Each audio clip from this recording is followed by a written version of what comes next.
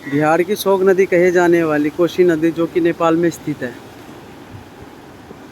नेपाल सरकार और इंडिया के सरकार लाल बहादुर शास्त्री जी के टाइम पे 1964 में ये बना था, बन के तैयार हो गया था 1964 में।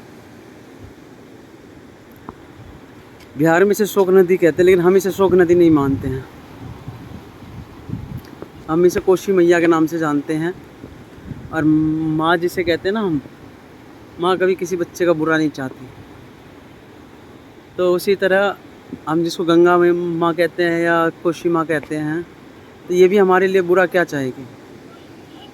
तो इसीलिए इसको बिहार के कुछ इंजीनियरों ने और बिहार के कुछ लोगों ने शोक नदी नाम दे दिया है।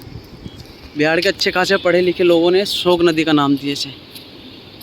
तो आप किसी भी चीज़ को आप ऐसे अपने मन से कुछ नहीं कह सकते। हाँ, मानता हूँ बाढ़ आती है इसके वजह से, लेकिन इसकी वजह से बाढ़ नहीं आती है। बाढ़ आती है आपके इंजीनियरों के वजह से। जो आपके इंजीनियर जो काम करना चाहिए जिनको, वो काम नहीं करते हैं समय पे।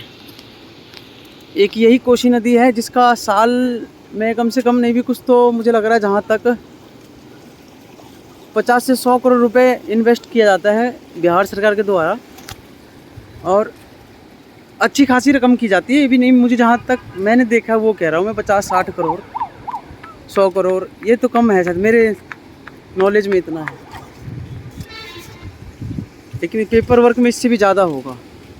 और इस पर कोई भी गवर्नमेंट हो या प्राइवेट सेक्टर हो, चाहे कोई भी हो, सही से काम नहीं करती है समय के हिसाब से, जिस हिसाब से इस नदी के लिए काम होना चाहिए। आप इस नदी पे आओगे तो इस नदी पे देखोगे सड़क टूटी हुई है, सड़क में मलबे डाल रखे हैं। मलबा डालने से अच्छा है कि आप सड़क को रिपेयर करें। रिपेयर कीजिएगा तो वो कम टूटेगा। बाकी आप लोग की मर्जी। लेकिन ये शोक नदी नहीं है, ये कोसी नदी है, जिसे गंगा जी कह सकते हैं हम। ये नेपाल से चलती है और बिहार के गंगा में जाके मिलती है। और अभी पानी बहुत ज़्यादा है। आज 2,06,000 कुछ थे, हो सकता है आज रात तक 3 लाख के आसपास जाए। ये भी कंफर्म नहीं है, 2.5 लाख 3 लाख तो जाएगी।